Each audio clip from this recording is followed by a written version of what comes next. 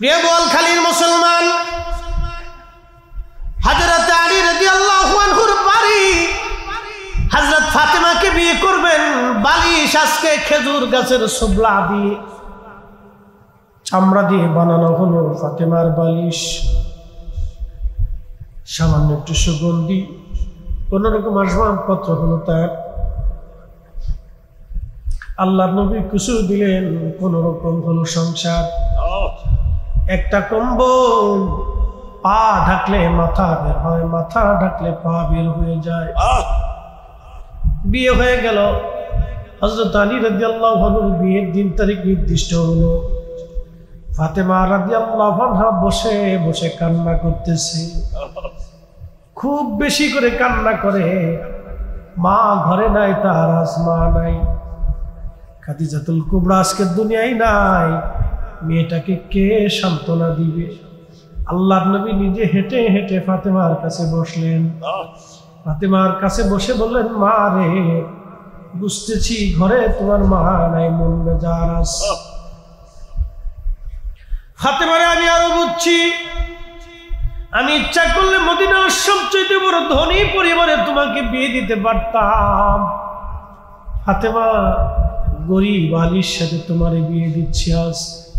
আমি জানি আলীর তো কিছুই নাই মদিনাতে, ঘর নাই, বাড়ি নাই, সম্পদ ওর কিছুই নাই। কোন রকম দিন আনে দিন চলে আমার আলী। ফাতেমা, আমি ইচ্ছা করলে ধনী পরিবারে তোমাকে বিয়ে দিতে পারতাম, কিন্তু ফাতেমারে, আলীর সাথে তোমার বিয়ে দিলাম। আজকে শুনে নাও, তোমার স্বামী পছন্দের ব্যাপারে আমি নবীর কোনো হাত নাই। তোমার স্বামী পছন্দ করেছেন আমার মালিক আরশে মুআল্লা। চিৎকার করে জোরে বলবেন কি ইয়া রাসূলুল্লাহ? ফাতেমার স্বামী পছন্দ করেছে আমার আল্লাহ, আমার আল্লাহ, আমার আল্লাহ, আমার আল্লাহ। ফাতেমা রাদিয়াল্লাহু আনহা সঙ্গে সঙ্গে চোখের পানি মুছে ফেললেন, সাথে সাথে চোখের পানি মুছে ফেললেন। আর কান্না নাই। আব্বাজান, আমার মালিক আমার আল্লাহ, আমার স্বামী পছন্দ করেছে, এর চাইতে পরম সৌভাগ্য আমার জীবনে আর কি হতে পারে?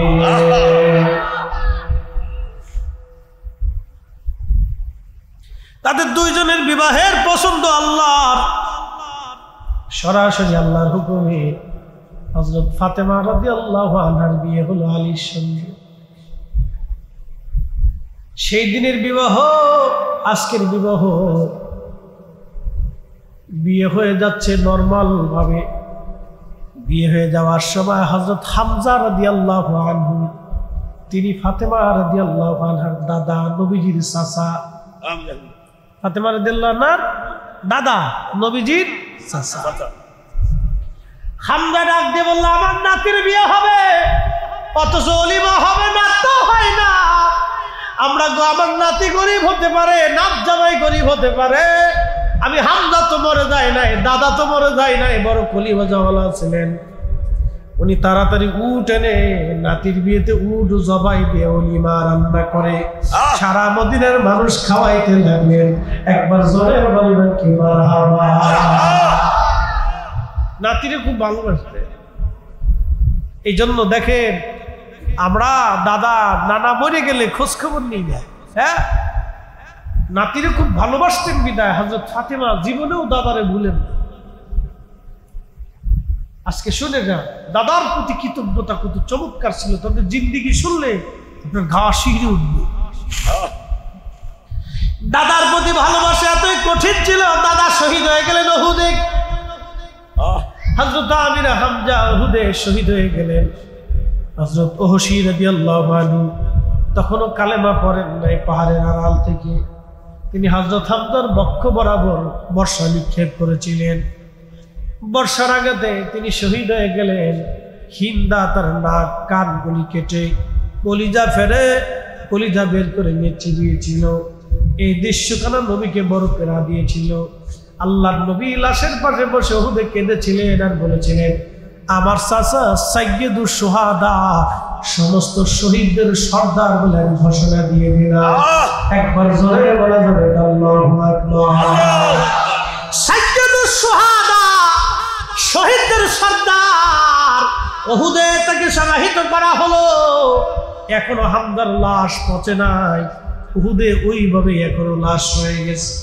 হযরত ফাতেমা রাদিয়াল্লাহু আনহা দাদার মহব্বতে প্রত্যেক জুমার নামাজের পরে জুমার দিনে তিনি হাওদায় চড়ে, উটের পিঠে চড়ে তিনি সুদূর মদিনাতুল মুনাওয়ারা থেকে উহুদে চলে যাইতেন। দাদার মাজারের পাশে দাঁড়ায় দাঁড়ায় দাদা হামজা রাদিয়াল্লাহু আনহুর জন্য দোয়া করতেন, জিয়ারত করতেন। একবার জোরে বলা যাবে কি মারহাবা। আল্লাহ আমাদেরকে শ্রেষ্ঠত্ব দিলেন। কি কারণে শ্রেষ্ঠত্ব দিলেন? আল্লাহ শ্রেষ্ঠত্ব দিলেন এই জন্য আমরা আখিরি নবী, সর্বশ্রেষ্ঠ নবীর উম্মত। এই জন্য চিনি খাইছি, মোল্লা চিনি নাই। কবি কাজী নজরুল আন্ডার ম্যাট্রিক, কিন্তু বুঝেছিল কবিতার সঙ্গে, আমি যদি আরব হতাম মদিনারি পথ, সেই পথ দিয়ে হেঁটে যাইতেন নূর নবী হযরত, নূর নবী হযরত। বলেন না মারহাবা। সালাতুন ইয়া রাসূলুল্লাহ আলাইকুম।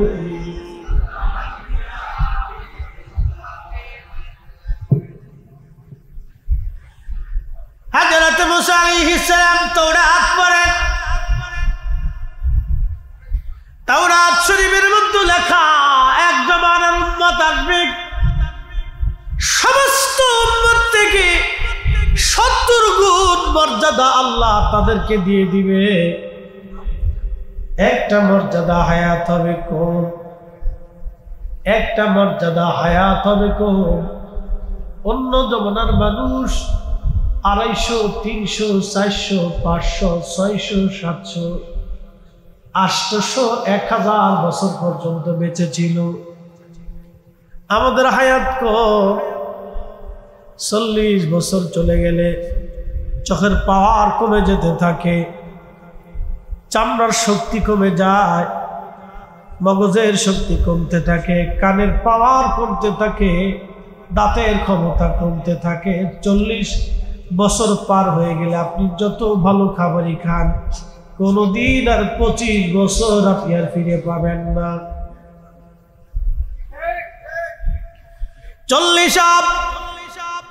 25 বছর বয়সের যে অন্তরের প্রফুল্লতা 40 বছর পরে আর আসে না। কি কথা কন না কেন?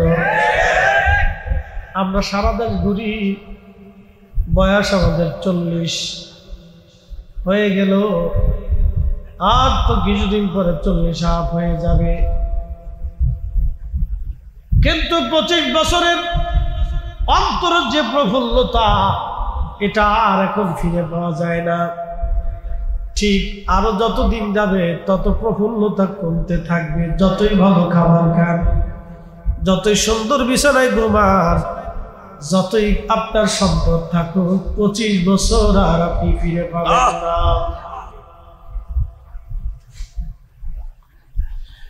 হাজরাতে মুসা নবী দেখতেছে হায়াত কম, নেকি কম, কিন্তু জান্নাতে চলে যাবে সবার আগে।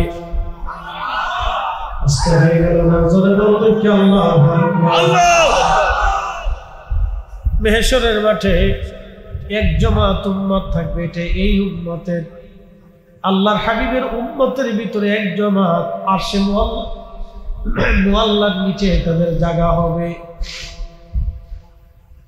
নূরের চেহারা, নূরের মিম্বর, নূরের চেহারা নিয়ে তারা বসে থাকবে। নবীরা ডাকতে বলবে, রাব্বি এরা কারা? শহীদ যারা, তারা ডাক দিয়ে বলবে আল্লাহ এরা কারা?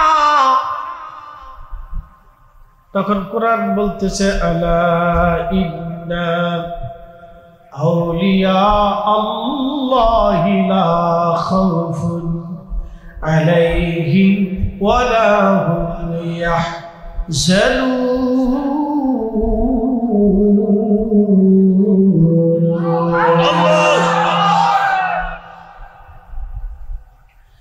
সাবধান, আমার ওলিদের কোনো ভয় নেই, কোনো চিন্তার কারণ নাই, তারা চিন্তিত হবে না, ভয় পাবে না। আয়াত নাজিল হয়ে গেল, নবীজি বলতেছেন কিয়ামতের ময়দানে ওই শ্রেণীর ব্যক্তিরা, নবীরা ডাক দেয় বলবে রাব্বি, এরা কারা? নূরের চেহারায়, নূরের মিম্বরে আরশে মুআল্লার নিচে তারা বসে আছে। আল্লাহ ডাক দিবে, ও আমার নবীরা, এরা হলো সেই ব্যক্তি দুনিয়াতে যারা একজন আরেকজনকে আল্লাহর জন্য ভালোবাসছে। আমরা যারা অলি ভক্ত, আমরা অলিদেরকে ভালোবাসি আল্লাহর জন্য। কি কথা কাটবে কেন?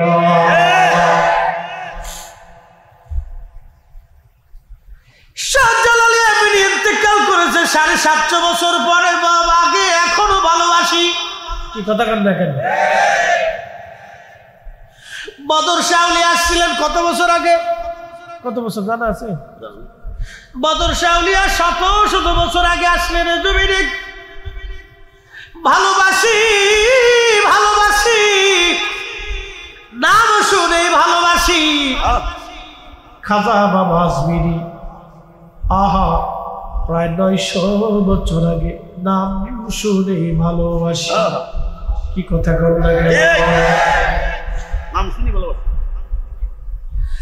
আল্লাহ ডাক দিবেন নবীরা, এরা সেই দল যারা দুনিয়াতে আমার নবীর আখিরি নবীর উম্মত। এরা একজন আরেকজনকে ভালোবাসছিলাম আল্লাহর জন্য। আল্লাহর ওলি যারা, তাদেরকে ভালোবাসি ওলি হওয়ার কারণে। দুনিয়ার সাম্রাজ্যের জন্য ভালোবাসি না, দুনিয়ার মন্ত্রী এমপির জন্য ভালোবাসি না। জবান খুলে বলেন ভালোবাসি কার জন্য? কিয়ামতের ময়দানে আমাদের চেহারা নূরানি হয়ে যাবে। মুসা আলাইহিস সালামের ইজ্জত গুলি দেখা পেরেশান। আল্লাহ, ওই উম্মত তুমি আমারে দিয়ে দাও। আল্লাহ ডাক দেখে মুসারি, তা হবে না। কুনতুম খায়রা উম্মাতিন উখরিজাত লিন-নাসি তা'মুরুন। কোরআনে আমার রব বলতেছে তোমরা সর্বশ্রেষ্ঠ উম্মাহ, সর্বশ্রেষ্ঠ জাতি। তোমাদের মতো জাতি পৃথিবীতে আমি বানাই নাই, আর কখনো হবে না। আচ্ছা, জবাব দিবেন, নবী সাহাবীদের মতো মর্যাদাওয়ালা আর কেউ দুনিয়াতে আসবে না।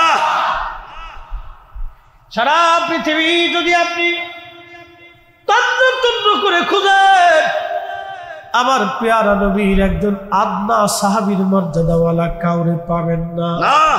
কি কথা বলেন, ঠিক কিনা? আচ্ছা বলেন তো, সাহাবীদের এই দাম হলো কারণ কি? আমার রসুলের সোহবতের কারণে সাহাবীদের এই দাম হয়ে গেল। শুধু রসুল দেখার জন্য, সোহবতের জন্য যদি এত দাম হয়, আমার দিকে তাকান। বোয়ালখালীর মুসলমান আমার নবীর সোহবতে থাকার জন্য, বসার জন্য, দেখার জন্য যদি সাহাবীদের সর্বোচ্চ মর্যাদার অধিকারী হয়, এই মর্যাদা হয়েছে তাদের আমার নবীর কারণে। যদি রসুলের কারণে সাহাবীদের এত দাম হয়, তাহলে বুঝেন তো আজকের মাহফিল মিলাদুন নবী, আমার নবীর সাথে সম্পর্ক হওয়ার কারণে এই মাহফিলের দাম তো বাড়লো। মাহফিলে যারা সাজাইলো তাদের দাম বেড়ে গেল, মাহফিলে যারা বসলো তাদের দাম বেড়ে গেল, শুধু নবীর কারণে। কথা বলেন ঠিক কিনা? সাঁতার বেদাতের ফতোয়ার গোষ্ঠী কি? ও ছাতা দেখার টাইম আমাদের নাই। এটা শুনছেন নি আপনারা? এটা কি আঙ্গুল কয়? এটা বিড়য় লোক হবে আইসে তো এক লগে আঙ্গুল সাইডে ফার্স্টটা কয় লগে আইসে, এইটা বুড়াই লোকে। যে বুড়া লাগছে তার অস্কার পুরস্কার দেওয়ার দরকার, এইটা বুড়া বানার লোকে না। দেখেন আঙ্গুলের ভিতরেও দাম, আঙ্গুলেও দাম। এটা বুড়া, এটা শাহাদাত, একসাথে করলো মারহাবা। এটা দেখাইলে ঝগড়া বাড়ে, এটা উঁচা করে বক্তব্য দিলে জোশ বাড়ে। কারণ কি, এই আঙ্গুলের সাথে কালেমায়ে শাহাদাতের সম্পর্ক, আর কালেমার সাথে সম্পর্কের জন্য এই আঙ্গুলের দাম যদি বেড়ে যায়, আমার রাসূলের মিলাদের কারণে আজকের মাহফিলের দাম বেড়ে গেছে নবীর কারণে। কথা কোন ঠিক কিনা? নারে তাকবীর, নারে রিসালাত, নারে গাউসিয়া, আহলে সুন্নাত ওয়াল জামাত, হযরতুল আল্লামা জনাব মাওলানা জহির ইসলাম ফরদি সাহেব। লেখা হয়েছে হুদায়বিয়ার সন্ধি, এখান থেকেও দলিল দিয়ে যায়। আজকে খুব মনোযোগ দিবেন, সন্ধির সময় লেখা হচ্ছে, সন্ধির সময় লেখা হলো মুহাম্মাদুর রাসূলুল্লাহ সাল্লাল্লাহু আলাইহি ওয়াসাল্লাম। মক্কার কাফেররা আপত্তি জানায়, বলল যদি মুহাম্মাদকে রাসূলুল্লাহ মাইনে নেই তাহলে তার সন্ধির দরকার নাই, যুদ্ধের প্রয়োজন নাই, মুহাম্মাদুর রাসূলুল্লাহ শব্দ কাইটে দাও। মুহাম্মদ থাকবে কিন্তু রাসূলুল্লাহ শব্দ কেটে দাও। কোরআন আল্লাহ বললেন কামা আরসালনা ফীকুম রাসূল, আপনার রসুল বানায় পাঠাইলাম। কাফেররা কয় রসুল শব্দ কেটে দাও। কোরআন আল্লাহ বলতেছে হাবিব আপনাকে রসুল বানিয়ে পাঠিয়েছি। ওয়াইদ আখাযাল্লাহু মিসাকান নাবিয়্যিনা লামা আতাইতুকুম মিন কিতাবিন ওয়া হিকমা সুম্মা জাআকুম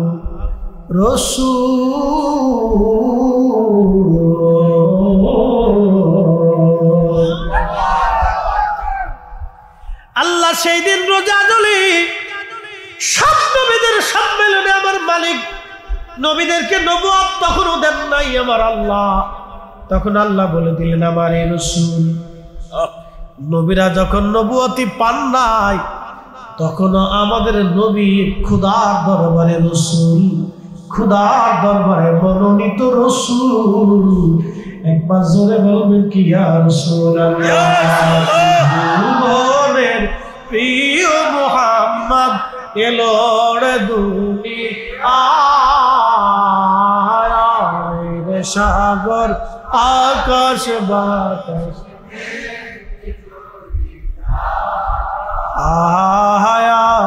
রে সাগর আকাশ বাতাস দেখবে যদি আয়। ধুলির ধারা বেহেশত আজ জয় করিল দিল রে লাজ। আজকে খুশির ঢল নেমেছে ধূসর সাহারা, সাগর আকাশ বাতাস দেখবে যদি আয়। সাগর আকাশ বাতাস দেখবে যদি আয়। সালাতুন ইয়া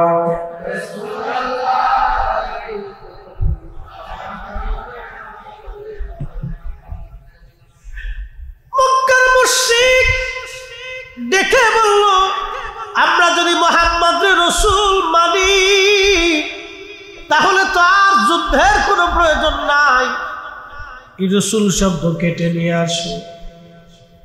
আল্লাহর হাবিব হযরত আলী রাদিয়াল্লাহু আনহু ডাক দিলেন, ডেকে বলেন আলী মুহাম্মদ শব্দ রেখে রাসূল কেটে দাও, মুহাম্মদ ইবনে আব্দুল্লাহ লিখে দাও।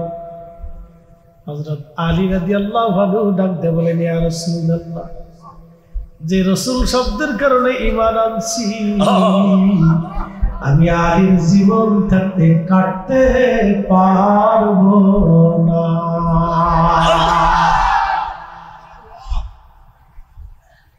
ওরা আমরা রেখে আমরা বেদাতি, আল্লাহর নবী নিজে হুকুম করার পরেও হযরত আলী কাটলেন না।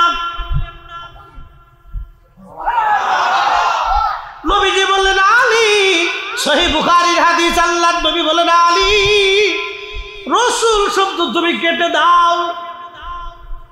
হযরত আলী বলতেছে, ইয়া রাসূলুল্লাহ, জীবন চলে যাবে, আমি আলী রাসূল শব্দ কাটতে পারবো না। আপনার নামের পাশ থেকে ইশকে রাসূল, আশিকে রাসূল, রাসূলের প্রেম কত কঠিন। আহা, নবী নিজে হুকুম দেওয়ার পরেও হযরত আলী কাটে না।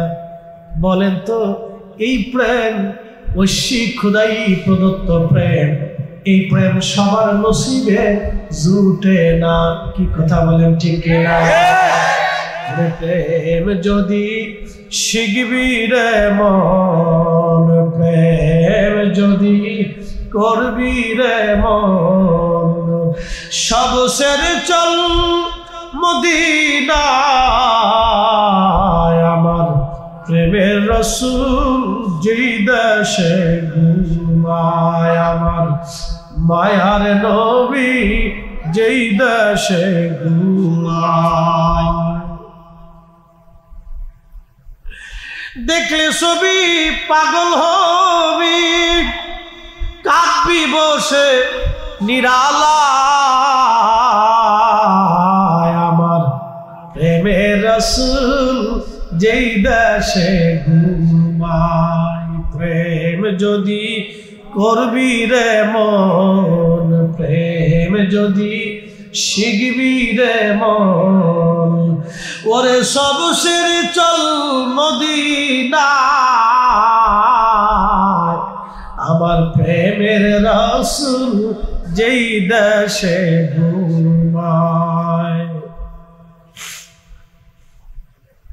আল্লাহর নবী নিজে বলতেছে, আলী, রাসূল শব্দ কেটে দাও। আলী বলে, না ইয়া রাসূলুল্লাহ, জীবন চলে গেলেও রাসূল শব্দ আপনার নামের পাশ থেকে আমি আলী কাটতে পারবো না।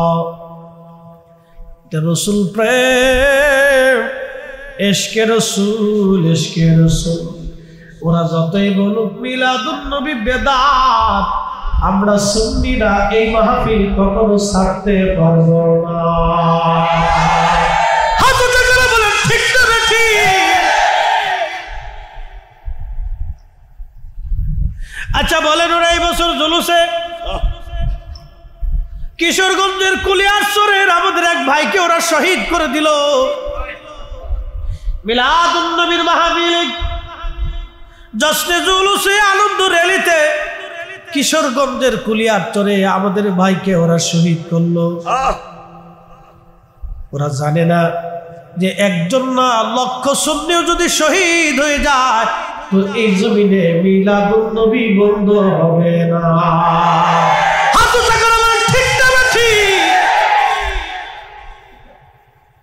বন্ধু আমার, ওরা কয়টা জায়গা বন্ধ করবে? বাংলাদেশি, ভারতে, পাকিস্তানি, উজবেকিস্তানি, তুর্কমেনিস্তানি, চীনে, ইন্দোনেশিয়াতে, মালয়েশিয়াতে, থাইল্যান্ডে, বন্ধু ইরানে, ইরাকে, জর্দানে, সিরিয়াতে, ইয়ামানে, ফিলিস্তিনে, মরক্কোতে, আফ্রিকা, ইউরোপ, আমেরিকা, পৃথিবীর যেখানে মুসলমান আছে সেখানে আমার নবীর মিলাদুন নবীর মাহফিল চলে।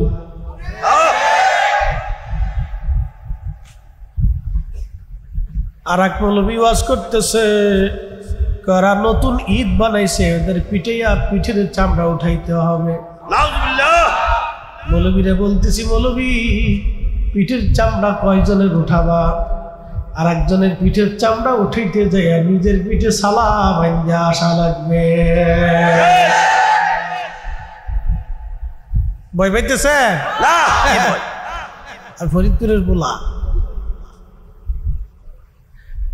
খুবই মনোযোগ দিয়ে শুনে যাবেন বোয়ালখালীর মুসলমান, এটা শাহজালালের জমিন, শাহপুরানের জমিন, শাহ মাকদুমের জমিন, শাহ আউলিয়ার জমিন।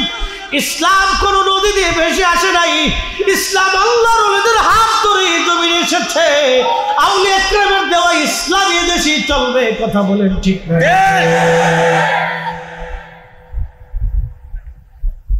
বাজান খুব মনোযোগ দিয়ে কথা শুনবেন। হযরত আলী রাদিয়াল্লাহু আনহু ডাক দিয়ে বলতেছে, হুজুর নাম আমি কাটতে পারবো না। আল্লাহ হাবিব নিজে রসুল শব্দ নবী কেটে দিয়ে মুহাম্মদ ইবনে আব্দুল্লাহ নবী নিজে হাতে লিখে দিলেন।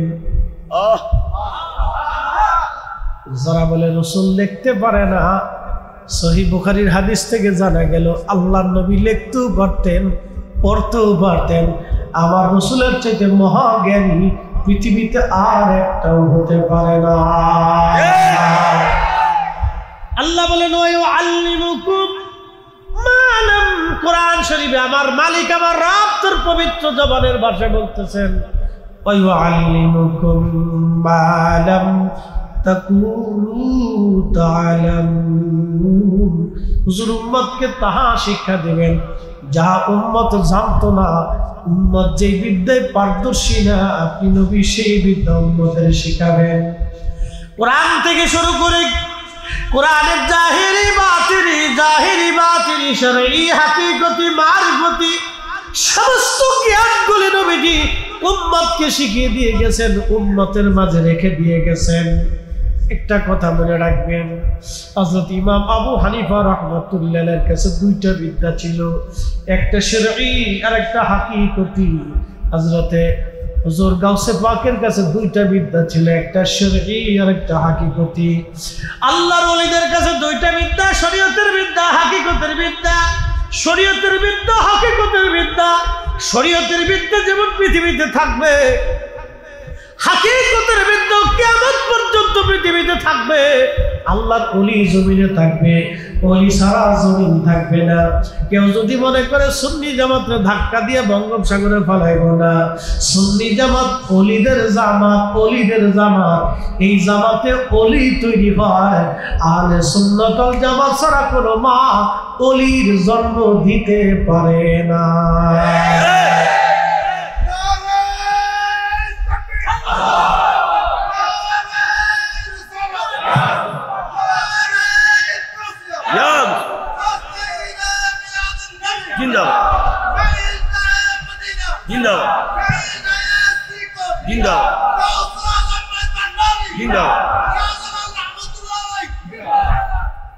মাশাআল্লাহ, তো মাইক লাগে না দেখতেছি, বিরাট গলার গলা। মাশাআল্লাহ, মারহাবা কর। এরকম গলালে 100 লোকে যদি চিৎকার দেয় তো বোয়ালখালী কাবার হয়ে যাবে।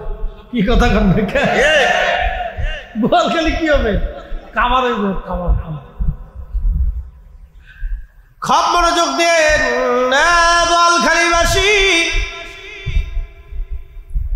আল্লাহর কোরআন বলতেছে, হুজুর উম্মতকে আপনি শিখাবেন, যাহা জানে না তাহা শিখাবেন। আনার সাগরের পানি খাজা বাবা আজমেরি একটা লুটার ভিতরে এনেছিলেন।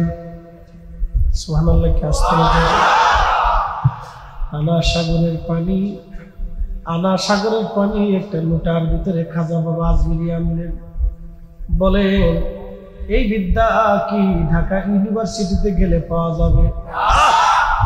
Jagannath, Jahangirnagar, Oxford, Harvard, Medina university, Mecca university, মিশর আল আজহার বিশ্ববিদ্যালয়, পৃথিবীর কোন বিশ্ববিদ্যালয় গেলে এই বিদ্যা আপনি পাবেন না। এই বিদ্যার বিশ্ববিদ্যালয় কাদরিয়া, চিশতিয়া, নকশবন্দিয়া, মুজাদ্দিদিয়া, এই বিদ্যাও থাকবে, তরিকাও থাকবে। যারা বলতেছে, চিন্তা করতেছে আহলে সুন্নাত ওয়াল জামাত ধাক্কা দিয়া বাংলাদেশে বের করে দিব, স্বপ্ন দেখবা, সকালবেলা উঠে দেখবা বিছনা পেশাবে নষ্ট হয়ে গেছে।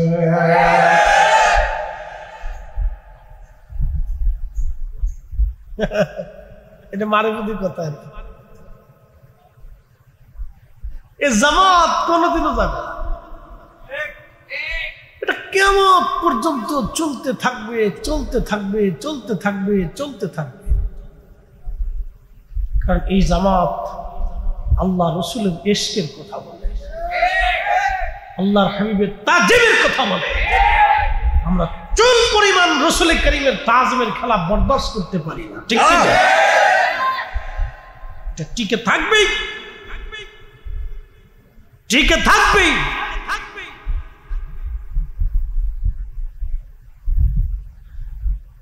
বোয়ালখালীর মুসলমান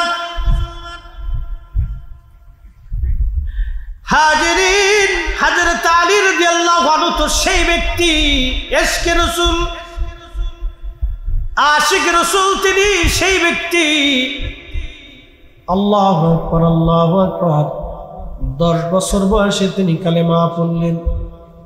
মক্কাতুল মুকাররমায় যখন নামাজ পড়ার কেউ ছিল না, আল্লাহর নবী ইমাম ছিলেন। আম্মাজান খাদিজা পাশে দাঁড়াইতেন।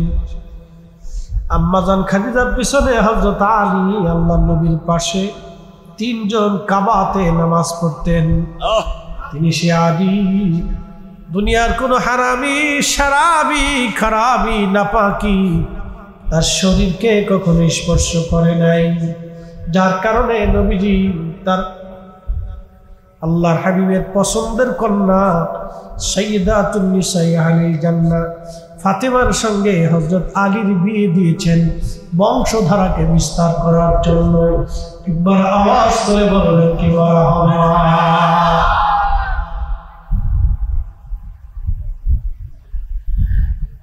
হযরত আলীর জীবনী বিরাট বড় লম্বা।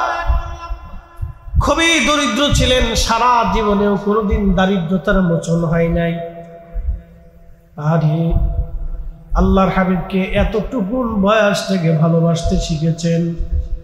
ছোট্টকাল 10 বছর বয়স থেকে নবীকে ভালোবাসতে শিখলেন। ভালোবাসতে বাসতে জীবনের শেষ সময় পর্যন্ত রসুলকে মহব্বত করে গেলেন হযরত আলী। তিনি সেই মহান সাহাবী যার পবিত্র স্ত্রী সাইয়্যিদাতুন নিসাই আহলিল জান্নাহ ফাতিমাতুজ জাহরা রাদিয়াল্লাহু আনহা, দুনিয়া জান্নাতি রমণীদের সর্দারিনী তিনি সেই ব্যক্তি যার 2টা সন্তান হাসান হুসাইন সাইয়্যিদা শাবাহি আহলিল জান্নাহ, 2টা বেটাই তার জান্নাতের যুবকদের সর্দার। তিনি সেই পুরুষ যার শাশুড়ি আম্মাজান খাদিজাতুল কুবরা লাকাব তাহেরা তাইয়্যিবা, পবিত্র পবিত্র মহিয়সী নারী আম্মাজান খাদিজা তাহেরা তাইয়্যিবা। তিনি তো সেই পুরুষ যার শ্বশুর সৃষ্টির ফাউন্ডেশন, আল্লাহর প্যারা মেহবুব, আসমানের নিচে জমিনের উপরে ভূখণ্ড, ভূমণ্ডল আর নবমণ্ডল, 7 আসমানের 7 জমিনে সৃষ্টির সূচনা থেকে শেষ পর্যন্ত আমার আল্লাহ এই নবী ছাড়া কাউকে হাবিব বানান নাই, কাউকে হাবিব বানাবেন না। তিনি আমার আপনার নবী রাহমাতুল লিল আলামিন, তারই জামাতা হযরত আলী। পুরা ঘরটাই আল্লাহর জান্নাত, আল্লাহর জান্নাত, আল্লাহর জান্নাত। একবার জোরে বলা যাবে কি মারহাবা।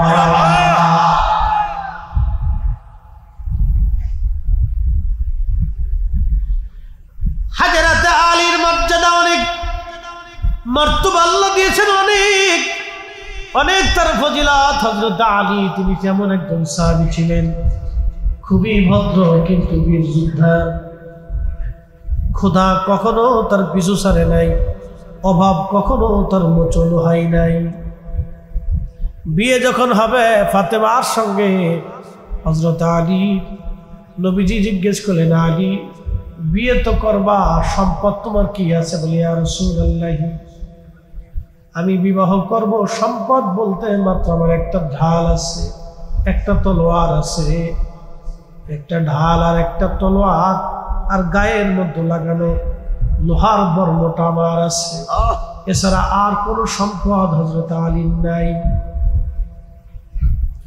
আল্লাহর হাবিব বলেন, আলী তুমি লোহার বর্মটা, গায়ের বর্মটা তুমি বিক্রি করে দাও, কারণ ঢাল আর তলোয়ার তো যুদ্ধের জন্য লাগবে, যে কোনো সময় যুদ্ধ বেঁধে যেতে পারে, জিহাদের জন্য প্রস্তুত থাকতে হবে। আলী শুধু লোহার বর্মটা তুমি বিক্রি করে দাও।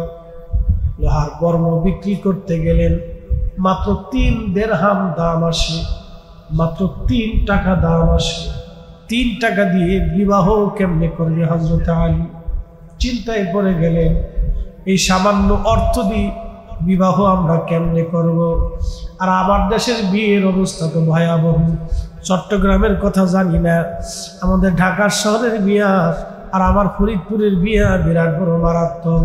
একজনের বউ আর একজন নিয়ে কাদা ছোড়াছুরি করে, ভাবি আড্ডাবর বিয়ে আর বিয়ার এই কথা বললে লজ্জা করবে, আমার সমাজ নিকৃষ্ট পর্যায়ে চলে গেছে। কুত্তা পর্যন্ত দেখলে চিন্তা করে, তোরা মানুষ হইলি কা, আমরা কুত্তা হই এই ভালো কাজ করছি। সর্বনিকৃষ্ট বেহায়াপনা বিবাহের অনুষ্ঠানে, সর্বনিকৃষ্ট বিবাহের অনুষ্ঠানে বেহায়াপনা হয়। সর্বনিকৃষ্ট বেহায়াপনা বিবাহের অনুষ্ঠানে হয়। আল্লাহ রাসূল বললেন, আলী 3 দিরহাম মাত্র দাম হয়। হযরত উসমান গনি ডাক দিয়ে বলেন, আলী তোমার বর্মটা কত দিরহাম দাম হয়েছে? বলে মাত্র 3 টাকা। হযরত উসমান গনি অনেক ধনী ছিলেন, ডাক দিয়ে বলেন, আলী রে কত দিলে তুমি খুশি? বলে আপনি যত দেন। 280 দিরহাম দিয়ে দিলেন। একটা জোরে বলবেন কি মারহাবা। বর্মটা দিয়ে চলে আসতেছে, ডাক দিয়ে বলতেছে, আলী দাঁড়াও, আমি বর্মটা তোমার কাছ থেকে কিনেছি, আবার এই বর্মটা তোমাকে আমি হাদিয়া দিয়ে দিলাম। সাহাবীদের মধ্যে এইরকম সম্পর্ক ছিল। আর আমার দেশের শিয়া যারা আছে, ওই যে আপনার দেখবেন কি বলে, আপনার ওই যে তাজিয়া করে, ঘোড়া বানায়, পুতুল বানাইয়া বিরাট বড় করে দা কোরাল নিয়ে ছুরি নিয়ে পিঠ কাটার দৌড়ায়, হাই হোসেন হাই হোসেন। ওরা বলে উসমান হযরত আলীর সাথে খেয়ানত করছে, হযরত ওমর আর আবু বকর 2 জন আলীর সাথে খেয়ানত করেছে। খলিফা হওয়ার কথা হযরত আলী, খলিফা হয়েছে এরা 3 জন, এরা আলীর সাথে গাদ্দারি করছে। সাহাবীদেরকে যারা অসম্মান করে কথা বলে, তারা অরিজিনাল ভণ্ডের ঘরের ভণ্ড, তারা অরিজিনাল দুশমনের রাসূল। কথা বলে ঠিক কিনা?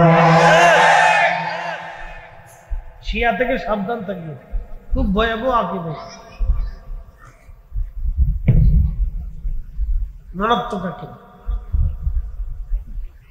এদের কথা শুনলে আপনার শরীর শিহরে উঠবে। বলেটা চিন্তা করছেন, উসমান আলী রাদিয়াল্লাহু তাআলার ভিতর সম্পর্ক কেমন ছিল? বলতো উসমান রাদিয়াল্লাহু আনহু বলতেছে, আলী রে দিয়ে দিলাম, যাও দিয়ে যাও।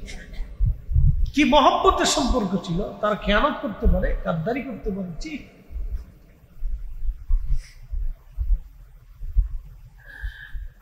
বোয়ালখালীর মুসলমান হযরত উসমান গনি রাদিয়াল্লাহু আনহু দিয়ে দিলেন। আলী চলে গেল, প্রিয় নবীজির সামনে উপস্থাপন করলেন, ইয়া রাসূলুল্লাহ 280 দিরহাম আমি বিক্রি করেছি।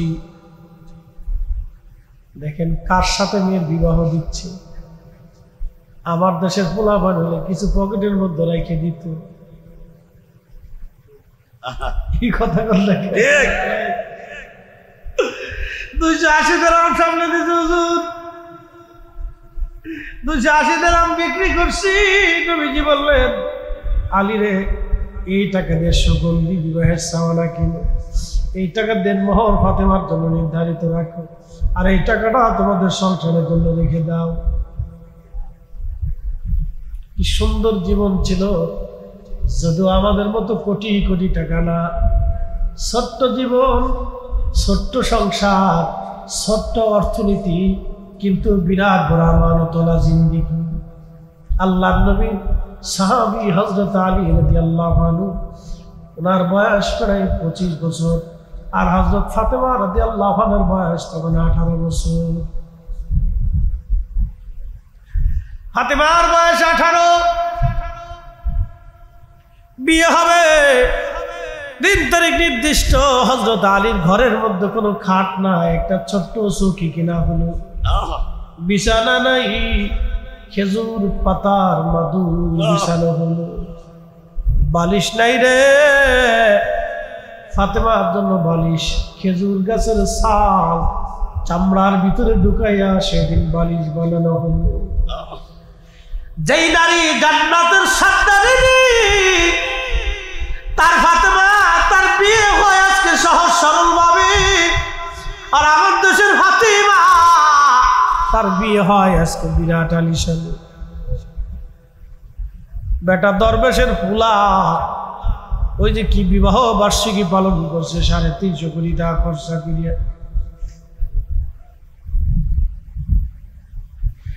350 কোটি টাকা খরচ করে বিবাহ বার্ষিকী পালন করে তারা।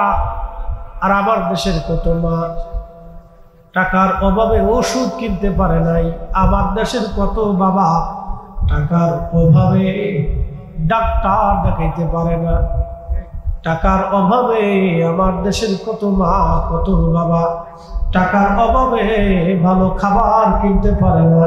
এই টাকা যদি আমার দেশের গরিব মানুষের জন্য 4টা হসপিটাল বানায় দেওয়া হতো, 6টা বিভাগে 6টা হসপিটালও যদি বেটা বানায় দিত, তাহলে অন্তত আমার দেশের গরিব মানুষ চিকিৎসা অন্তত মনে হলো শান্তি পাইত। কথা কর না কেন, ঠিক কিনা?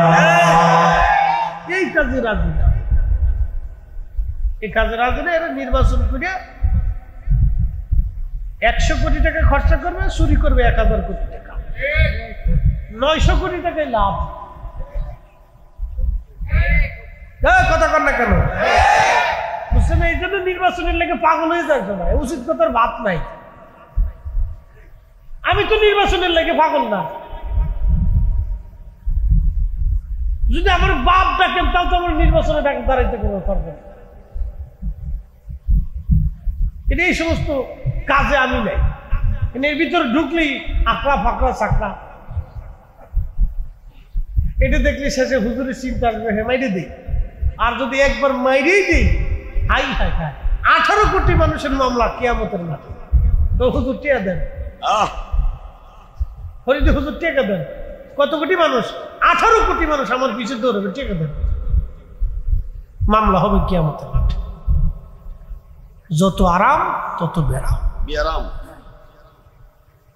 কঠিন জায়গা। হযরত আলী রাদিয়াল্লাহু তাআলা জীবনীতে বলতে চাচ্ছেন, সামনে আসতেছে তারা, এরপরে নির্বাচনে নিয়ে যাওয়া, যদ্দূর পার খালি ভোট দিবেন, চুরি করে দিয়ে দিবেন 2 নাকি, বাস বিরাট সোয়াব, পুরে সোয়াব। আমাদের দেশে টাকা কামানোর যে কত সিস্টেম ধান্দা আছে জানেন? এখন আমাদের দেশে যে ইউটিউবওয়ালারা, এই যে হ্যাগার কিছু ইউটিউবওয়ালারা বউয়ের ভিডিও করে, বউয়ের ভিডিও কি বলো, কেটার কি কর, হ্যাঁ সাপের বলো, হ্যাঁ কাপিল বলো, লাহাউলা করতে নাম পর্যন্ত কি বেশকে নাম দিছে দেখছেন, কাপিল বলো, শয়তান বদমাইশ, বউয়ের ভিডিও করে। তোর এত নিচ পর্যন্ত চলে গেছে, শিয়াল কুত্তাও এত নিচে পর্যন্ত যায় নাই, যেই পুরুষ তার বউয়ের দেহ দেখাইয়া ব্যবসা করে টাকা রুজি করে, ওর বাড়ি খাওয়া আর কুত্তার গোশত খাওয়া সমান কথা। কথা বল না কেন, ঠিক? পৃথিবীর সবচেয়ে নিকৃষ্ট পুরুষ এটা, নিজের বউয়ের দেহ ব্যবসা করে তারপর পয়সা রুজি, এটা হারামজাদার চাইতে নিকৃষ্ট। আপনি কল্পনা করতে পারবেন? বউয়ে রান্না করতেছে, বউয়ে কাপড় ধুইতেছে, বউয়ে বাগান করতেছে, বউয়ে মার্কেট করতেছে, এগুলো ভিডিও করে করে সাইডে পয়সা রুজি করে, বউয়ের শরীর দেখায়। ফাজিল কোথাকার এগুলো। এগুলি দেখে দেখে আমাদের নারীরা আরো উদ্বুদ্ধ হচ্ছে। আপনি কল্পনা করতে পারবেন, পতিতা নারী টাকার জন্য দেহ ব্যবসা করে, আর এই বেটা নিজের স্ত্রীর পতিতা বৃত্তির জন্য নামাইয়া দেহ দেখাইয়া পয়সা রুজি করে। ও পতিতা নারীর চাইতে এই বেডি কোনো অংশে কম না, একবারে সমানে সমানে। কি কথা কন না কেন?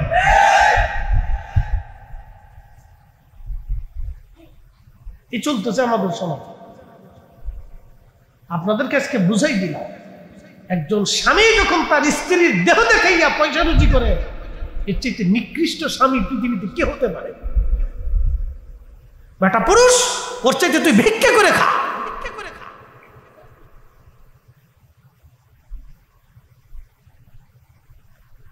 প্রিয় বোয়ালখালীর মুসলমান, হযরত আলী রাদিয়াল্লাহু আনহুর বাড়ি, হযরত ফাতেমাকে বিয়ে করবেন।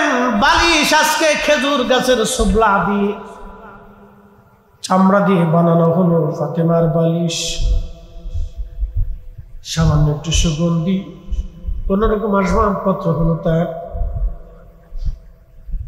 আল্লাহ নবী কুসুর দিলেন, কোন রকম হলো সংসার। একটা কম্বল, পা ঢাকলে মাথা বের হয়, মাথা ঢাকলে পা বের হয়ে যায়। বিয়ে হয়ে গেল। হযরত আলী রাদিয়াল্লাহু আনহুর বিয়ের দিন তারিখ নির্দিষ্ট হলো। ফাতেমা রাদিয়াল্লাহু আনহা বসে বসে কান্না করতেছে, খুব বেশি করে কান্না করে। মা ঘরে নাই, তার আজ মা নাই। খাদিজাতুল কুবরা আজকে দুনিয়ায় নাই, মেয়েটাকে কে সান্ত্বনা দিবে? আল্লাহর নবী নিজে হেঁটে হেঁটে ফাতেমার কাছে বসলেন। ফাতেমার কাছে বসে বললেন, মা রে, বুঝতেছি ঘরে তোমার মা নাই, মন বেজার আছে। ফাতেমারে আমি আরো বুঝছি, আমি ইচ্ছা করলে মদিনার সবচেয়ে বড় ধনী পরিবারে তোমাকে বিয়ে দিতে পারতাম। ফাতেমা, গরিব আলীর সাথে তোমার বিয়ে দিচ্ছি আজ। আমি জানি আলীর তো কিছুই নাই মদিনাতে, ঘর নাই, বাড়ি নাই, সম্পদ ওর কিছুই নাই। কোন রকম দিন আনে দিন চলে আমার আলী। ফাতেমা, আমি ইচ্ছা করলে ধনী পরিবারে তোমাকে বিয়ে দিতে পারতাম, কিন্তু ফাতেমারে, আলীর সাথে তোমারে বিয়ে দিলাম। আজকে শুনে নাও, তোমার স্বামী পছন্দের ব্যাপারে আমি নবীর কোনো হাত নাই। তোমার স্বামী পছন্দ করেছেন আমার মালিক আরশে মুআল্লা। চিৎকার করে জোরে বলবেন কি ইয়া রাসূলুল্লাহ? ফাতেমার স্বামী পছন্দ করেছে আমার আল্লাহ, আমার আল্লাহ, আমার আল্লাহ, আমার আল্লাহ। ফাতেমা রাদিয়াল্লাহু আনহা সঙ্গে সঙ্গে চোখের পানি মুছে ফেললেন, সাথে সাথে চোখের পানি মুছে ফেললেন। আর কান্না নাই। আব্বাজান, আমার মালিক আমার আল্লাহ, আমার স্বামী পছন্দ করেছে, এর চাইতে পরম সৌভাগ্য আমার জীবনে আর কি হতে পারে?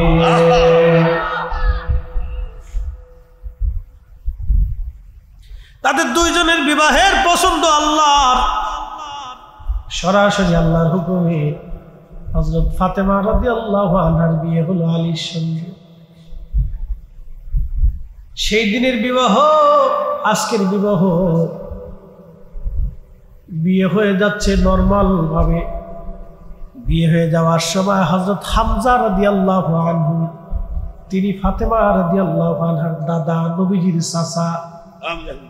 ফাতেমা রাদিয়াল্লাহু আনহার দাদা, নবীজির চাচা।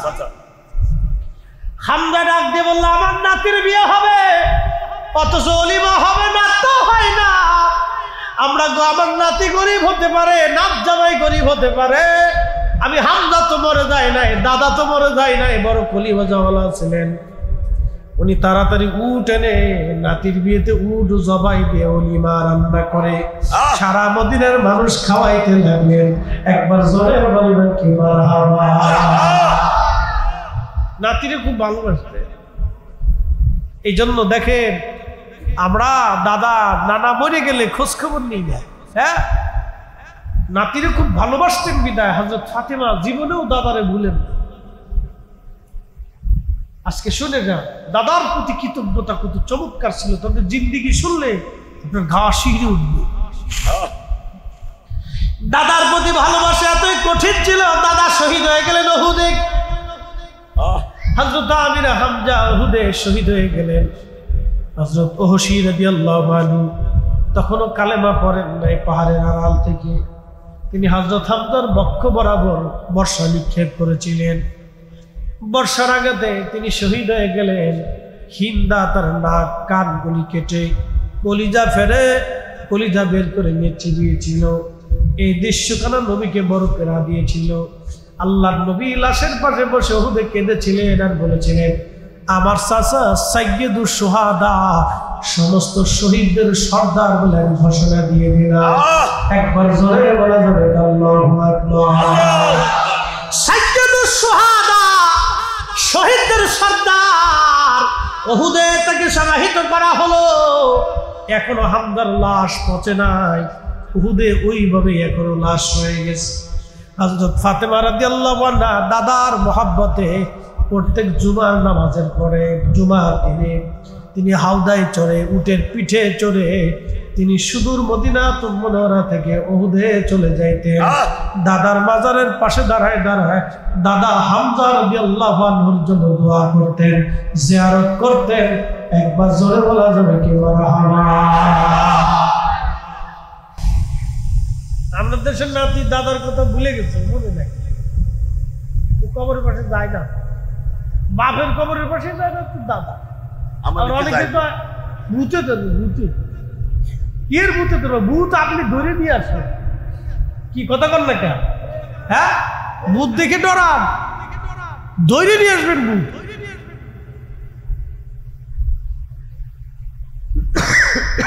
এই সাহস রাখবেন। রাত 4টা-5টার সময়, 12টা-1টার সময় কবরের পাশে গোরস্থানে একা একা যাইতে পারবেন? আমার ঘর আমি একা চলে যাবো, ভূত ও ধরে নিয়ে আসবো।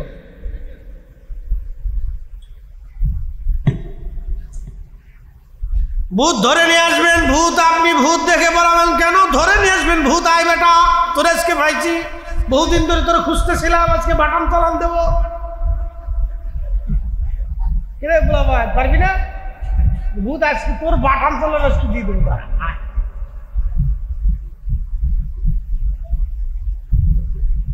কোনো ভূতের ভয় নাই।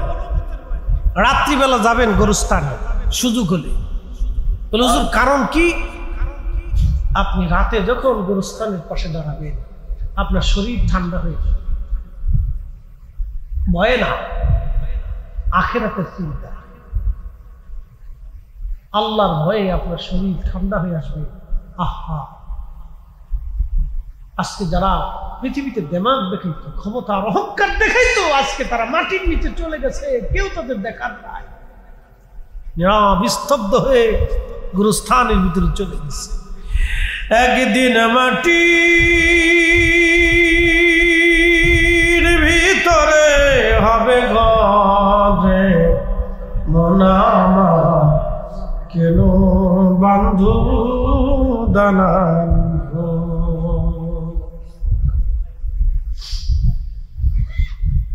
কত রাজা বাদশা জমিদার কবরের পাশে ঘুমায়, কবরের ভিতরে ঘুমায়। কবরে ঘাস দুবলা জন্মে গেল, শিয়াল কুত্তা ঘুরে বেড়ায়। আজকে তাদের কোনো ক্ষমতা নাই, আজকে তাদের কিছুই নাই, করার কিছুই নাই। এই জন্য ক্ষমতা পাওয়ার পরে যারা অপব্যবহার করে তারা অনেক বড় ভুল করে। যারা করেছে তারা ভুল করেছে, যারা আগামীতেও করবে তারাও জীবনে চরম ভুল করবে। এই ভুলের মধ্যে যারা জড়াবে তাদের বিরাট ক্ষতি হবে। কি কথা বলেন ঠিক কি? অনেক বড় ক্ষতি হবে। তার নমুনা তো একটু দেখা যায়, মিলাদুন নবীতে মারামারি করতে আসে, বন্ধ করে দিতে চায়, শক্তি দেখাইতে চায়।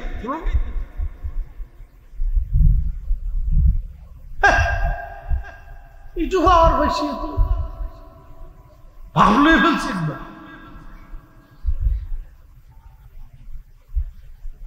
শুনে রাখেন বোয়ালখালীর মুসলমান, ক্ষমতা চিরদিনের জন্য না,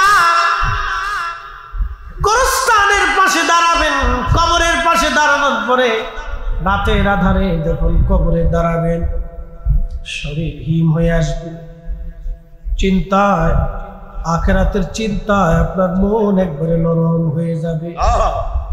চোখ বেয়ে বেয়ে বাবার কবরের পাশে দাঁড়ায় চোখ বেয়ে বেয়ে পানি চলে আসবে। মায়ের কবরের পাশ করবেন, মা এই গভীর রাত্রিবেলা তুমি আমার কোল থেকে ছাড়ো নাই, তুফান হলো মা তুমি আমার কোলের মধ্যে জড়িয়ে রাখছো, বৃষ্টি হলেও ছাড়ো নাই, এত রাত্রে কোনোদিন একা একা আমার ছেড়ে দাও নাই, পেশাব পায়খানা বিছনাতে করলো মা লাথি মেরে ফেলে দাও নাই রে মা, আজকে কবরের জেলখানায় তুমি বন্দি, আজকে কবরের জেলখানায় তুমি বন্দি মা, আমি সন্তান তোমার বিছানা দিতে পারি নাই, তোমার খোঁজ খবর আমি নিতে পারি নাই। কবরের পাশে দাঁড়ায় যাবেন, মায়ের কবরের পাশে দাঁড়িয়ে যাবেন, মাকে ডাকবেন, মা তোমার হক আমি আদায় করতে পারি নাই, আমি সন্তান তোমার ভুলি নাই মা, আজকে রাত্রিবেলা তোমার কবরের পাশে দাঁড়ায় গেছি, সূরা ফাতিহা পড়েছি, ইখলাস পড়েছি, সূরা নাস পড়েছি, ইয়াসিন পড়েছি, দুরূদ পড়েছি মা, আমার মনিব আপনার হাত ফিরাবে না। যদি কখনো দোয়া কবুল না হয় তাহাজ্জুদের সময় আপনি হাত বাড়াবেন, তাহাজ্জুদের সময় হাত বাড়াবেন, তাহাজ্জুদের সময় হাত বাড়াই দিবেন, আমার আল্লাহ বলি খালি ফেরত পাঠাবে না। কবরের পাশে দাঁড়াবেন, ফরজ নামাজের পরে দোয়া করবেন, আল্লাহ হাত খালি ফিরাবে না, সফরকালীন সময় মুসাফির অবস্থায় হাত বাড়াবে, আমার আল্লাহ হাত ফেরত দিবে না। মজলুমের দোয়া আল্লাহর দরবারে কবুল হয়, জালিমের বিরুদ্ধে মজলুমের দোয়া কবুল হয়ে যায়, আমার মাওলা আমার আল্লাহ ফিরায় না। বোয়ালখালীর মুসলমান হাজিরিন, এই সময় দোয়াগুলি আল্লাহর দরবার থেকে ফেরত আসে না, বৃষ্টির সময় বাড়াবেন আল্লাহ ফেরায় না, কিছু কিছু সময় দোয়া কবুল হয়, এগুলি মনে রাখবেন।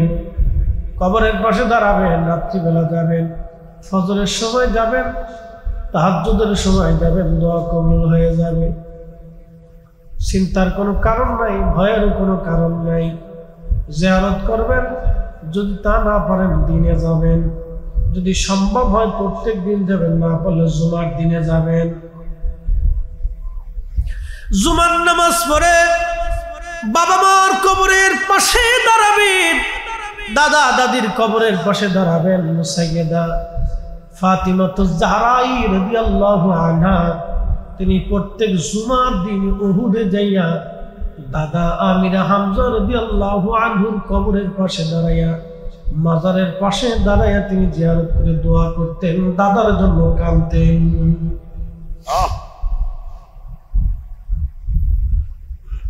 তাদের জীবন বড়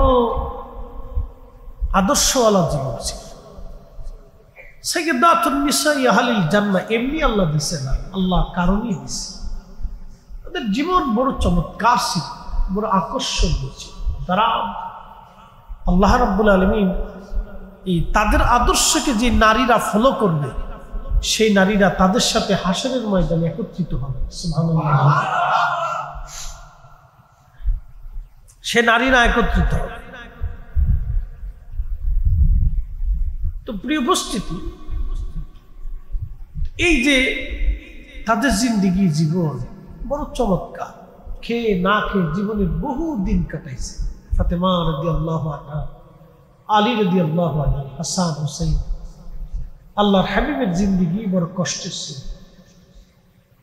আম্মা জান আয়েশা সিদ্দিকা রাদিয়াল্লাহু আনহা নবীর ইন্তেকালের পরে খাবার সামনে আসলে বসে বসে কাঁদতেন। সাহাবায়ে কেরাম বলতেন, আম্মা জান কাঁদেন কেন? আম্মা জান আয়েশা বলতেন, তোমরা এখন বাইতুল মাল থেকে আমাদের জন্য বেতন ভাতা নির্ধারণ করে দিছো। আমার জীবনে রসুলের সোহবতে নবীর ঘরে এমনও দিন গেছে, মাসে একটা দিনও নবীর বাড়ি চুলায় আগুন জ্বলত না। খেয়ে খেজুর খেয়ে না খেয়ে কত রাত দিন আমাদের পার হয়ে গেছে। খেয়ে না খেয়ে আমাদের জীবনের বহু অংশ পার হয়ে গেছে। ক্ষুধায় আমাদের দিন চলে গেছে। আম্মা জান আয়েশা কাঁদতেন। এভাবে রাসূল করিমের জীবন পার হয়েছে। 1 মাস পর্যন্ত বাড়িতে চুলায় আগুন জ্বলত, খাবার থাকতো না। কি ভাবলেন আপনি? কোন স্ত্রী কি থাকবে? কোন স্ত্রী থাকবে না। কিন্তু একজন আম্মা জানো ক্ষুধা না খেয়ে 2 দিন 3 দিন পার করছে। একজন আম্মা জানো রসুল থেকে কোনোদিন জুদা হয় নাই। একসাথে বলবেন আল্লাহু আকবার।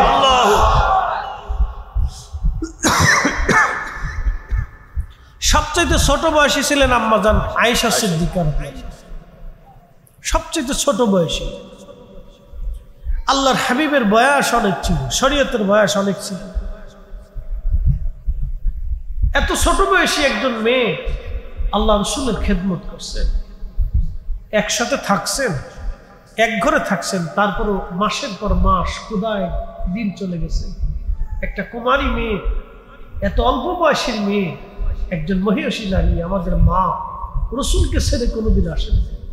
ইচ্ছা করলে চলে যেতে পারতেন, কিন্তু আসেন নাই। আর আমাদের দেশের বেডিরা মহিলারা স্বামীর সামান্য ডান বাম বলেই তালাক নিতে চায়, তালাক দিতে চায়, পাগল পড়া হয়ে যায়। ছি ছি ছি ছি। সামান্য একটু ডান বাম হলেই তালাক। আবার বিয়ের আগে কন্ট্যাক্ট করে, বিয়ের আগে কন্ট্যাক্ট হয়। কি কন্ট্যাক্ট জানেন? কামারে নিলে বিয়ে করলে আলাদা সংসার করতে হবে, বাসা ভাড়া নিয়ে থাকতে হবে, অমুক জমুক টমুক টমুক। পুরে শয়তান কোথাকার। এই বেডি বিয়ে করার চাইতে সারা জীবন বলে গিয়ে বালা। কথা কন না, এই মহিলা বিয়ে করার চাইতে সারা জীবন কি বলে গিয়ে থাকা বালা। এই বউ কপালে গেলে তার কপালে শনি ছাড়া কিচ্ছু নেই। মেয়েরা এগুলি শিখতেছে, যত দিন যায় তত কন্ট্যাক্ট করবে। যদি হয় তাহলে আসেন, নাহলে চলে। তো আপনি তাকে গেট আউট করে দেবেন, যে দূর হয়ে যান, এরকম শয়তান আমার দরকার নেই। এই জন্য শাদী দেখে করতে হবে। আল্লাহ রাসূল ইচ্ছা করলে কিন্তু অনেক ধনী পরিবারে ফাতেমাকে বিয়ে দিতে পারতেন, কিন্তু দেন নাই। কারণ আলীর কাছে দিচ্ছে, আদর্শমান একটা ছেলের কাছে দিচ্ছে। একসাথে বলবেন না মারহাবা। গাল জুটি ফাল জুটি হিরিয়েছি এগুলি দিয়ে দিয়ে। আমরা দেশের মানুষ তো একটু পয়সালা দেখে বিয়ে দিতে চায়। ছেলে ভালো ব্যবসা আছে, কিন্তু দেখেন গাঁজা খায় না বাবা খায়। এটা যদি একবার গান জুটি আর বাবার খাওয়ার একবার পড়ে যায়, তো মেয়ের জীবন শেষ। সারা জীবনে ঘান টানতে টানতে জিন্দিগিটা বরবাদ করে দিই। মনে রাখবে, বিয়ে থা দিতে হলে আদর্শমান একটা ছেলে দেখে দেবেন। গরিব হোক, অসুবিধা নেই। বেশি দিন মুহূর্তের মোট ধরিয়ে না। আপনাকে চট্টগ্রামে তো 15 লাখ না 20 লাখ, কত? হ্যাঁ, 12 লাখের উপরে। লা হাওলা ওয়ালা কুওয়াতা ইল্লা বিল্লাহ, আস্তাগফিরুল্লাহ আল আযীম। এগুলি এক প্রকারের নীরব জুলুম, নীরব জুলুম। এগুলি অন্যায়, ঠিক না? আল্লাহ রাসূল বলছেন, তোমরা বিবাহকে সহজ করে দাও, সহজ করে দাও, বিয়েকে সহজ করে দাও। অল্প টাকা দেন মোহর। আমার দেন মোহর কত জানেন? 1,50,000 টাকা। বিশ্বাস করবে? ফরিদ সাহেব বিয়ে করছে, দেন মোহর 1,50,000। আমার চাচা শ্বশুর এসে বলতেছে, বাবাজি 5 লাখ করে দিই। আমি বললাম, কোনো দরকার নেই, আমার যা সামর্থ্য আছে এটাই লেখেন। যদি ভাগ্য ভালো হয় আপনার মেয়ে আরো বহুত কিছু পেতে পারে। তো ভদ্র মানুষ, তো ভদ্র ফ্যামিলি, রাজি হয়ে গেছে। আসা তো পাইতে পাইতে পাইতে পাইতে কোটি টাকা সম্পদ পেয়ে গেছে। মারহাবা বলবেন না? আমি দিয়ে দিচ্ছি একবার, যাও নিশ্চিন্তে ঘুমাও, কোনো চিন্তা নেই। কোনো টেনশন নেই। আর লিখছি দিলাম দেখে ঘুমাই দিয়ে দিচ্ছি। শোনেন, বিবাহকে সহজ করতে হবে। সহজ করলে সব সহজ। জটিল করবেন না, কঠিন করবেন না, কি ছেলে পক্ষ কি মেয়ে পক্ষ। এই যে দেখেন আপনাদের চট্টগ্রামে না কোথায় রেওয়াজ আছে, প্রত্যেক রমজানে নাকি ঈদে খাসি না ছাগল না পাগল কি দিতে হয়, এগুলি করবেন, এগুলি বাতিল করে দেন, নিজ মন থেকে উঠিয়ে দেন। যারা মেয়ে আনছেন তারা অন্তর থেকে উঠিয়ে দিবেন না। মেয়ের বাপেরই সমস্ত বিষয়ে প্রেশার দেবে, খুশি মানে কিছু দিলে দিবে, না দিলে না দিবে, এগুলি উঠিয়ে দেয়, কোনো প্রয়োজন নেই। এগুলি এক ধরনের নীরব জুলুম। বেচারা ঈদের সময় সামর্থ্য নাও থাকতে পারে, অর্থনীতি ভালো নাও থাকতে পারে, তাকে চাপ দিতে হবে। খুশি মনে যদি তার মেয়েকে কিছু দিয়ে দেয় আলহামদুলিল্লাহ। কই আমরা তো বিয়ে করেছি, জীবনে কোনোদিন শ্বশুর বাড়িতে কি আসলো না আসলো এগুলো মাথার ভিতরে কোনো ঢুকিয়ে নেই, চিন্তাও করিনি কোনো। এগুলো মগজে আনবেন। সবসময় চিন্তা করতে হবে যে আল্লাহ আপনাকে আমাদেরকে যা দিচ্ছেন এর উপরে আলহামদুলিল্লাহ। কি কথা কর না, ঠিক কিনা? ওগুলো চিন্তা অন্তর থেকে ঝেড়ে ফেলে দিবেন। আমাদের অন্তর থেকে বের হয়ে গেলে সমাজ সুন্দর হয়ে যাবে। শ্বশুর বাড়ি থেকে আনা আবার সেখানে দেওয়া, এগুলি মানে কি রেওয়াজ আছে, কঠিন রেওয়াজ, এগুলি বের করে। এমনি ছোটখাটো কিছু রেওয়াজ যদি থাকে, আত্মীয় স্বজন গেলে কাপড় চোপড় দেওয়া, গিফট টিফট দেওয়া, এটা সব জায়গায় আছে, আর এটা করতে হবে। নতুন আত্মীয় গেলে কাপড় চোপড় দেওয়া, এটা ভালো, দিবে, এটা সুন্নাত। ছোট গিফট টিফট দেওয়া, কাপড় চোপড় দেওয়া, কেউ একটা ঘড়ি দিল, কেউ কাপড় কিনে দিল, পাঞ্জাবি কিনে দিল। আমরা যেমন তাওয়াই বাড়ি মাই বাড়ি গেলে আমাদেরকে পাঞ্জাবি কিনে দিছে, পাঞ্জাবি কাপড় দিছে, টুপি কিনে দিছে, এগুলো আলাদা, এটা ছোটখাটো বিষয়। কিন্তু ওই যে বছর পর বছর ধরে গরু দাও, খাসি দাও, ছাগল দাও, পাগল দাও, হ্যাঁ না, ঠিক আছে না? না তোমার আর কথা বলা লাগবে না, তুমি বসো, ও আজানি করতেছে, গজল দেবা পর পর শেষ করে দেবো, মোনাজাতের পরে যাবো। হ্যাঁ বসো, আচ্ছা ঠিক আছে, খুব খুশি হয়েছি। আচ্ছা মোনাজাতের পরে গাই, সারা রাত দেবে আজকে, অসুবিধা।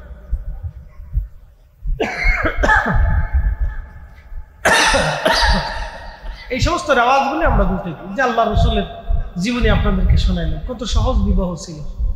একসাথে জোরে বলবেন না মারহাবা। আর একটা বিয়ের কথা শোনাবো, আর একটা বিয়ের কথা শোনাবো, শোনাই।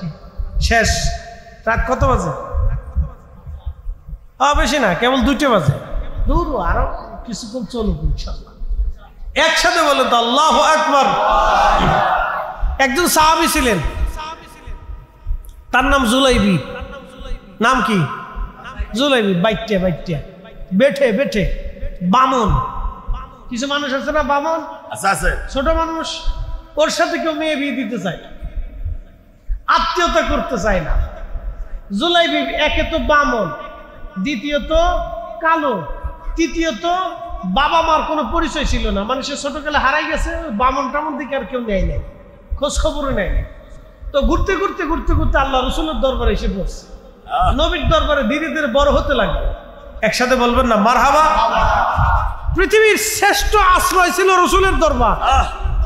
আল্লাহর নবী গরিব, অসহায়, মিসকিন, অভাবী, এতিম নবী নিজে পালন করতেন। এই জন্য আল্লাহ রসুল বলতেন, তোমরা যদি এতিম পালো তাহলে জান্নাতের মধ্যে আমি আর তুমি এইভাবে থাকবো। একসাথে বলবেন না মারহাবা। এইভাবে থাকবে, এতিম দুস্থ গরিব আল্লাহ রসুল পালতেন।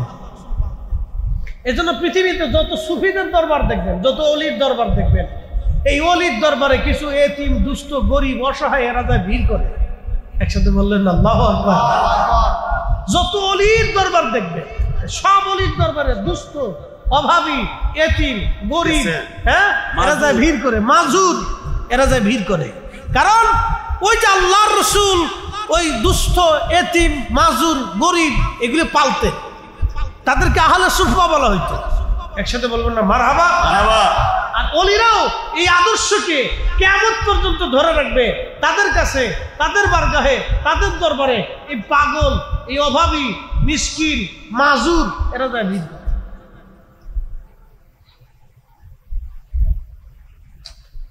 প্রিয় উপস্থিতি, আল্লাহর হাবিবের বারগাহে সাহাবী জুলাইবি বামন বেঠে সাহাবী ধীরে ধীরে বড় হলেন। নবীজি বললেন, জুলাইবি তুমি তো বড় হয়েছো, তোমার একটা সংসার দরকার, বিয়ে করানো দরকার। জুলাইবি বলেন, ইয়া রাসূলুল্লাহ, একে তুমি বামন, দ্বিতীয়ত গরিব, 3 নম্বর বংশের পরিচয় নাই, 4র্থ নম্বর আমি নিগ্র কালো, মদিনার কোনো মেয়ে আমাকে পছন্দ করবে না, মদিনার কোনো মেয়ের বাবা আমার সাথে মেয়ের বিবাহ দেবে না। আল্লাহর নবী বললেন, জুলাইবি আমি নিজে পছন্দ করে তোমাকে বিবাহ করাবো। একবার জোরে বলা যাবে কি মারহাবা।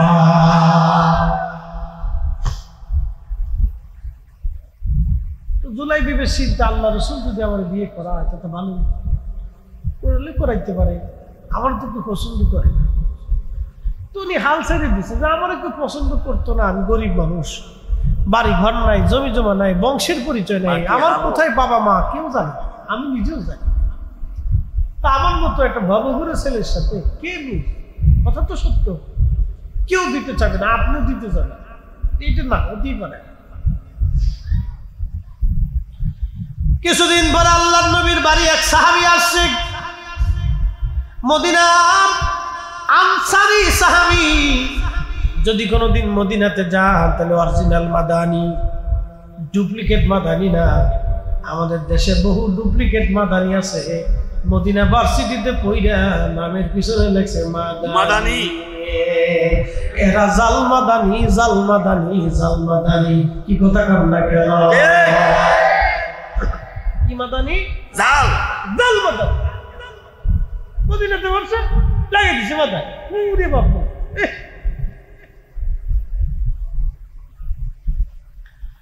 আল্লাহর নবীর বাড়ি মদিনাতুল মুনাওয়ারা, অরিজিনাল মাদানী, আনসারী অরিজিনাল মাদানী। যদি আপনি দেখেন অরিজিনাল মাদানীরা অনেক সুন্দর, তাদের চেহারা খুব নরম, সব খুব মায়াবী চেহারা, অত্যন্ত ভদ্র, তারা অত্যন্ত ভদ্র।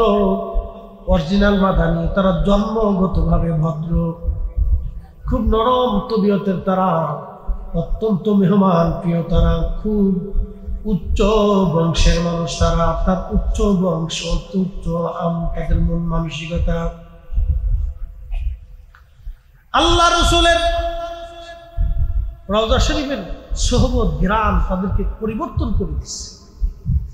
অত্যন্ত শরীর সুন্দর, মনের অধিকারী, আর তাদের মেয়েরা অত্যন্ত পর্দানিশী, আর খুব মানে আপনার কি বলে লাজুক, এবং খুবই ভদ্র এবং খুবই নম্র, এবং তারা অত্যন্ত